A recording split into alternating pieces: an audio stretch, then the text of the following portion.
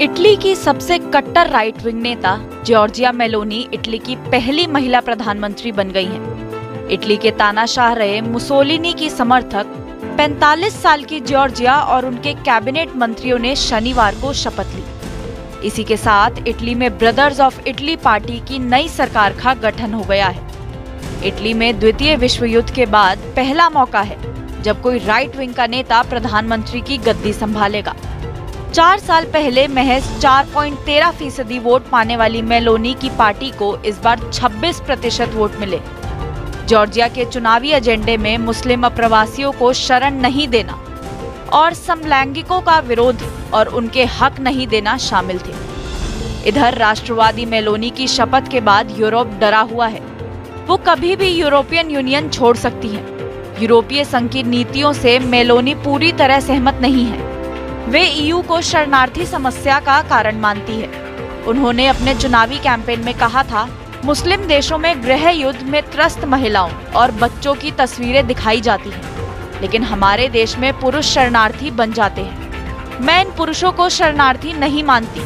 Meloni ने Donald Trump की conservative party की तर्ज पर कहा था, माइग्रेंट्स खासकर मुस्लिम माइग्रेंट्स खतरा साबित होते हैं।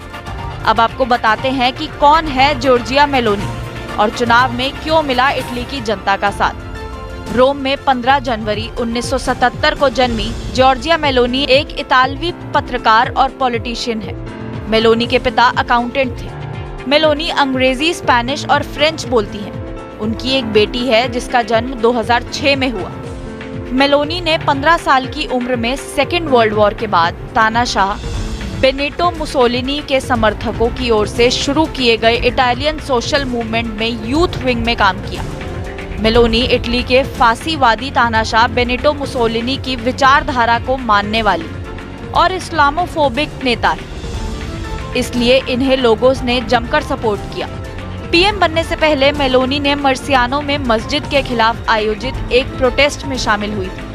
इस मौके पर मेलोनी ने कहा था कि हम किसी भी नई मस्जिद का निर्माण नहीं होने देंगे। कोई भी नई मस्जिद नहीं बनेगी जब तक हम नया कानून लेकर नहीं आते। मेलोनी ने अपने इस नए कानून को सिटीजन सेफ्टी का नाम दिया था।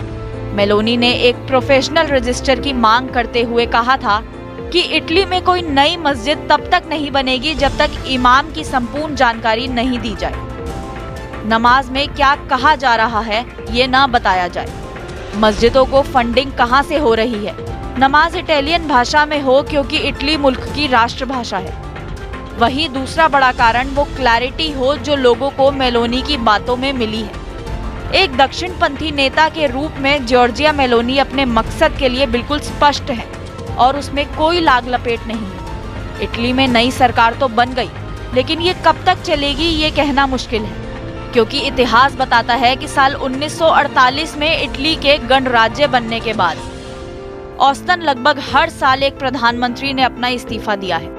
ऐसा माना जा रहा है कि मेलोनी देश की इकोनॉमी सुधारने पर कम ध्यान देंगी। इटली पर 2100 लाख करोड़ रुपए का कर्ज है। ये कर्ज उसकी जीडीपी का 150% है। ईयू को डर है कि इटली में स्थिति और खराब हो जाएगी।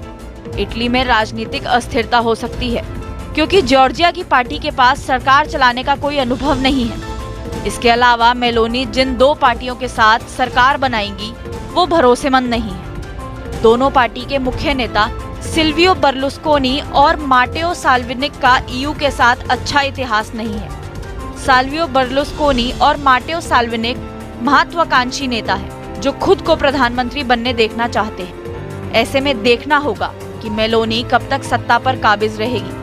आपको हमारा ये वीडियो कैसा लगा कमेंट बॉक्स में जरूर बताएं और ऐसे ही देश विदेश की तमाम बड़ी खबरों के लिए सब्सक्राइब करें।